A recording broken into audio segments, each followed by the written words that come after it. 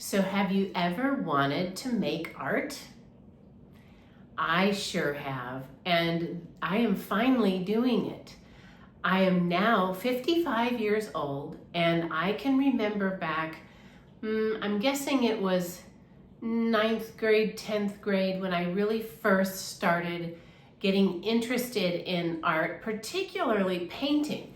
I can remember Mr. Gregory way back at Scottsdale Christian Academy, and he would get up where the blackboards were in the typical classroom, and he would set a big canvas up there, and he would show us how he painted mesas. So in Arizona, you have these beautiful mesas, these flat-topped mountains, I guess they are.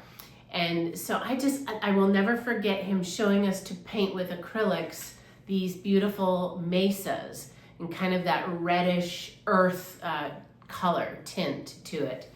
And I think it was there that acrylic paint captured my interest. Well, then of course, time went on and I moved into other mediums. So I think it would have been my junior year of high school.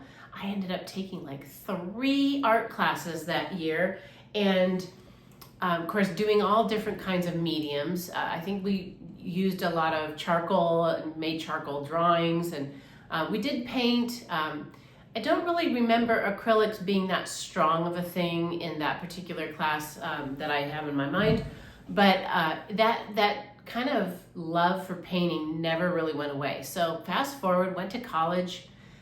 I never even gave it a serious thought in my mind to pursue art as a career. Not because I didn't want to or wasn't interested in it, just because you just didn't do that. I don't know where I got that message necessarily, because in my family, my grandpa, my mom's dad, Grandpa Rouse, he was a painter. And my Aunt Mickey, my mom's sister, she's a painter. And so I don't know where I got all these cultural messages about you have to go get a serious job and art is not a serious job. But I did get that message. So I went away to college and I got my bachelor's degree in communication studies. But I did manage to sneak in an art class here and there. And I thoroughly enjoyed it until it got to the point where the assignments were taking so long that my other classes started suffering. So then I was like, okay, I can't do that again. So I cut art completely out, focused on my bachelor's, finished my bachelor's, and then promptly came home to California and went to work in sales and marketing. So that sales and marketing job had some things about it that I enjoyed, travel being one of them. There are other things I really did not enjoy, and I really quickly discovered that was not me. It was not my heart at all. So I moved on to go back to school for my master's in counseling psychology and pursued that degree. And while I was pursuing that master's, I worked at just different jobs, and everything from being a secretary for a vice president of engineering to running the computer machines for Dr. Nato, who did EEG kind of neurofeedback type work. Just did all sorts of things, and still just really was not thrilled about being structured into an 8 to 5, go into the office, you have to sit there at a desk and you have to go to lunch at a little tiny part of your day and then sit at a desk for more hours and then finally get off work and maybe get to go do something fun, maybe not. Anyway, I quickly figured out that was a very, very difficult life for me personally. So I finished my counseling degree. I started going through my internship and did that. I did launch a private practice. I was a counselor for many, many years, marriage and family therapist, probably for well over 25 years. I counseled individuals, families, and children. I did go get my specialty certificate in expressive arts therapy, which was a great deal of fun, a breath of fresh air. And anyone who would let me use expressive arts therapy with them in my office, I would do it. And it was powerful. It was incredibly powerful. I had sand tray therapy, if you're familiar with that at all. There's all these little miniature toys. I went everywhere and looked for little miniatures of every possible thing you could imagine at thrift stores, doll house furniture, just everything I could find. So I had these shelves and shelves of baskets of little toys, and then I had a big old sand tray. And people could arrange their little toys in the sand tray to kind of tell a story about what was going on in their heart or in their mind or in their life. And it works really, really well for children because children play out their emotions. They don't really sit down and get real philosophical about how they feel or what they're dealing with. They would rather play it out, and you can see it play out beautifully in a sand tray, sand therapy experience. So that really refreshed and revived my love for my private practice and counseling. But fast forward many, many years later, we decided to leave and move to go to Tennessee. So we did. That was about 6 years ago. And I decided I did not want to go back to school, did not want to go back through all those tests to gain licensure in the state of Tennessee. So I just kept my license going in California, and even though I wasn't there anymore, and I started coaching people over Zoom from Tennessee, and I was able to coach people from all over the United States because coaching, you don't have to have a license to do it. But I brought 25 years worth of counseling experience to my coaching clients. So I've enjoyed that. I still do that. I don't do it as much. I maybe see 5 clients a week, if that. So that's become a very small portion of my schedule.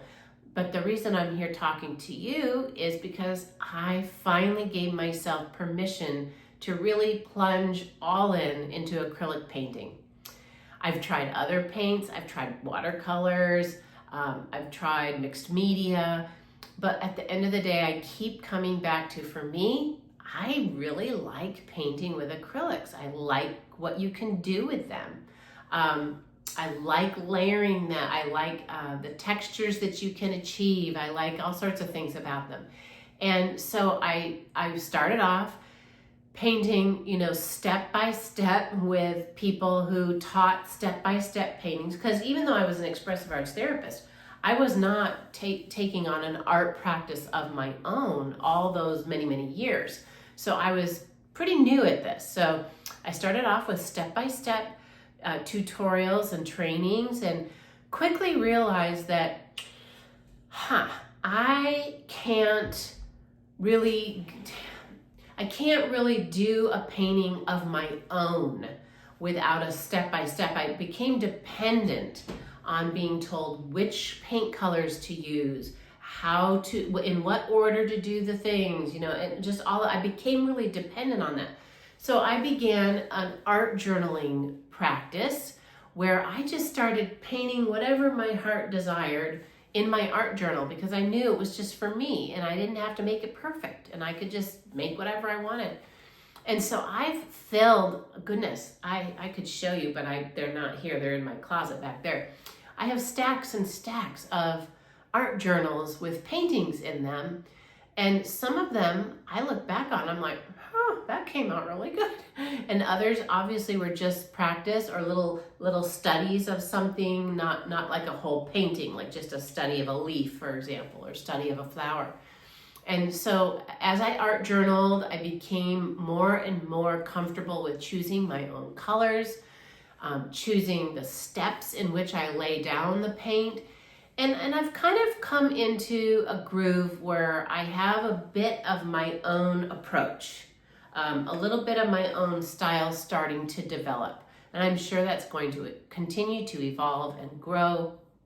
But I'm telling you this story to tell you that if you have a desire to paint, and you're maybe getting into my age range, the 50s or above even, or even below, just start doing it. If God puts that desire in you to paint, well, he put it there for a reason. He didn't mean for you to just be completely frustrated with it for the rest of your life and not be able to do it or to enjoy it. So just start and get an art journal, get a big old 9x12 mixed media pad or watercolor paper. You can get watercolor paper too.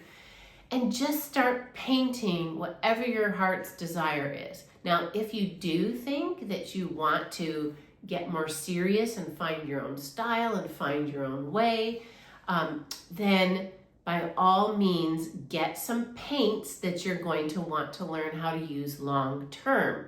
What I mean by that is, you see behind me, I have all my craft paints displayed. These are they're liquid. They're not heavy body. And so the color's very transparent, so you have to use a lot of layers if you want to get a good color. But they're perfect for art journaling. So these craft paints have been just perfect for several projects that I've done on canvas as well as in my art journal. But if you're really thinking, I wanted to paint for a long time and I want to get serious about it. Like, I don't just want to dip my toe in. Like, I want to really learn. I want to go for it. If that's you, then I strongly recommend starting with heavy body acrylic paints, such as brands like Golden or Liquitex. Goodness, there's many other brands too. But the heavy body paints are found in tubes, and they are more expensive. But if you start with them now and you start to learn how to mix the colors, and I am going to put a video up here on my channel about mixing colors with heavy body acrylics. So keep tuned if you want to see that video. It's a great starter video for someone who's just starting out with acrylics, to start to learn how to mix different colors that you might want. But anyway, I strongly suggest, if that's where you're headed, go for the heavy body. If you're just really wanting to paint for the sheer joy and therapeutic effects of it, and you're perfectly fine with craft paints that are a little thinner to work with, then go get these wonderfully inexpensive craft paints at your local Michael's or Hobby Lobby. Even Walmart has them. So whichever way you choose to go, you're going to have fun. And if God put it on your heart to paint, follow along on my channel. In fact, I'd love to have you comment below if God has put that desire in your heart for any reason or any time in your life. And click like and hit subscribe for me so that my little tiny channel can start spreading the good word about making art and how it is incredibly therapeutic, just the act of creating. I feel like we were made in the image of God. God is the creator. He is the creator of all people, all animals, all things, stars, everything. Everything we see and know, God has created, and he decided to make us in his image. So we also create. We create with a small c. He's the creator with the capital C. So if that's something on your heart, I just want to encourage you. Go for it. Start creating. It'll be therapeutic and it will be fun. So I hope you enjoyed this video. Sherry Joy Collier signing off, and I'll talk to you again soon.